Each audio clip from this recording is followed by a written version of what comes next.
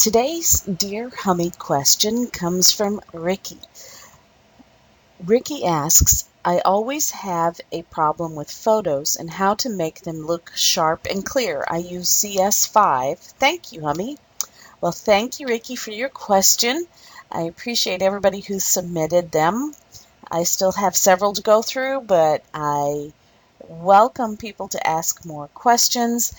You can come to my website, click on classes, and then over here in the sidebar it says Dear Hummy, and you can go to this page and fill out your questions here for me.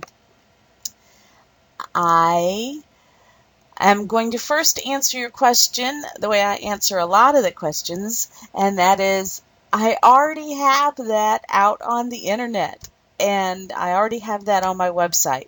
And so I'm going to ask you to go to the Classes tab and scroll down on the sidebar. They are alphabetical till you get to Photography Guide, which is what I'm already on here. Well, I can go ahead and click on it. Photography Guide.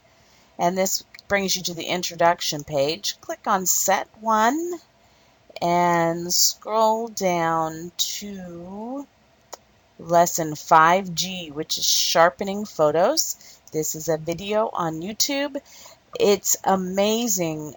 Hopefully, it's a very long video, but hopefully you'll see that you actually have to blur in order to sharpen. It's just the weirdest thing, but there are many ways to sharpen, and every single one of them blurs first in order to sharpen. It's so weird and ironic, and yeah, just kind of cool.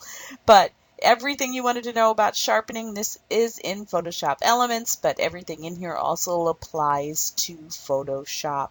As I tell everybody, you just have to find where the tools are in your version, and if you can't find them, let me know and I will help you out. Did you know that you can watch the videos here? Once you click on them, you can click right here on lesson in the I photography hear class. myself. You can click right here on Watch on YouTube and watch it much larger. Of course, if you want it even larger, Free. you Free can, we're Photoshop going and to the Lightroom ad, training but taught by the you can world's click leading on Photoshop full screen. professionals. Master your And I Photoshop and do Lightroom skills with the appreciate National everybody Association of who Photoshop Professionals. takes the time to for click short. this share Get your button free and share it to 24-hour trial. Click Pinterest, now. Google, NAP is where Twitter, over your 71,000 plus Facebook, members already come to wherever. get really good at Photoshop. It doesn't And matter if you're a to pro help me or get a more beginner. views, There is training for yeah, every level. As a these NAP member, ads, you'll you know, they're receive there for a online reason. Photoshop classes taught by Scott Kelby So, and the Photoshop guys. Thousands of I online tutorials and hundreds of also exclusive would product and appreciate it software if you discounts click from like. Adobe, Apple, B&H, and much more. And Get if you your have any free questions, you can 24-hour leave them right trial. here in the Click comments. now. So, skip ad. You didn't have to go through that entire ad, and you can watch the video. But I have here a photo. I'm getting ready to do one of my prayers that I put up, and I've chosen this photo, and I don't know if I'm going to be able to make it much sharper, but I'm going to show you what I use, even though I have shown you in this video every way possible to sharpen things in Photoshop Elements. I'm going to raise my hand and be honest and say I use these Pioneer Woman actions. Just Google them. They come in Photoshop and Photoshop Elements, and they are free. You can see they've been out there since 2010. You just download them, install them. She gives directions. Here's a boost, black and white, colorized, define and sharpen. So she shows you all of them, and these actions are great. The key is learning how to use them also. They are really awesome, and I'm going to show you how I might use it on this photo here. Yeah, you're probably wondering what this fence photo, what it's going to turn into for a prayer, but you can look for that later on my website. So here are my actions, and I am in CS4, but you are in CS5, and this will work the same. And I haven't tried any of these out on this photo yet, so a lot of times it's a lot of playing. And so I'm going to try Boost, and you're going to see how fast it works and what it did to the photo. I'm going to zoom in a little bit so we can see before and after. And sometimes these things make it much darker, and that is something that just you have to deal with. Oh, you can delete that if you want, or she actually has in here a start all over.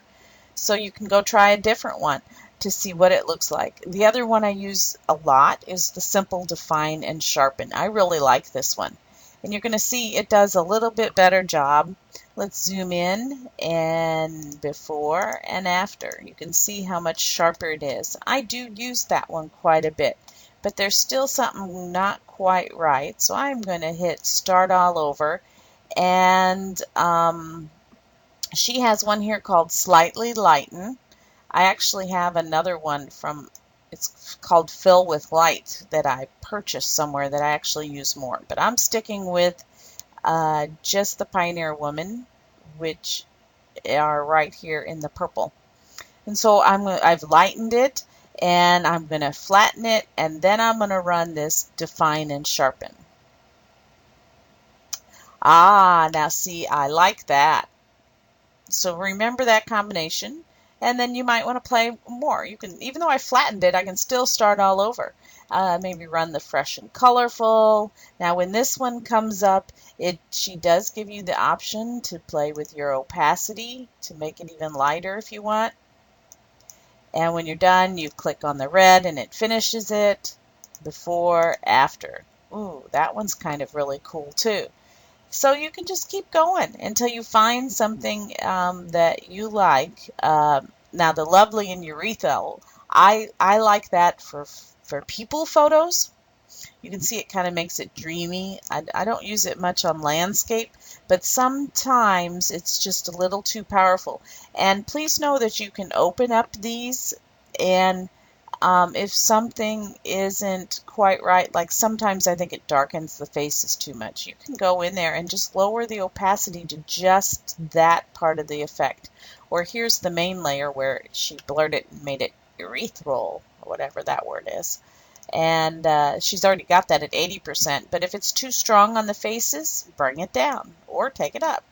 So you can go in here, let's start all over, and edit these. For instance, let's see what Old West does. Ooh, I kind of like that. That's cool, but maybe it's not quite what I want. So let's go into here. Maybe it's too warm. Let's take that down. Actually, I like the warmness. Ha! Special tweak, whatever that is she did. Decolorize. Maybe I want my color back. So you can, here's darken layer. Let's see. You can even just turn one of the layers off. Let's see what it looks like. See? So, or you can start all over.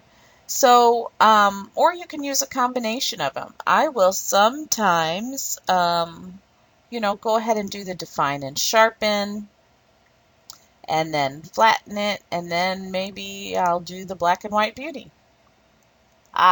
See, that's cool. So you can use combinations of them until you get what you like. And you can turn off layers. So don't be stuck and limited, but I'm telling you, this is where I turn every day when I'm fixing my photos. And you can do all of these things, and I recommend learning them so you can learn your program. But honestly, this is what I do. So they're good for Photoshop Elements also. She has a set that works in Photoshop Elements. So I hope this has helped answer your question. See y'all later.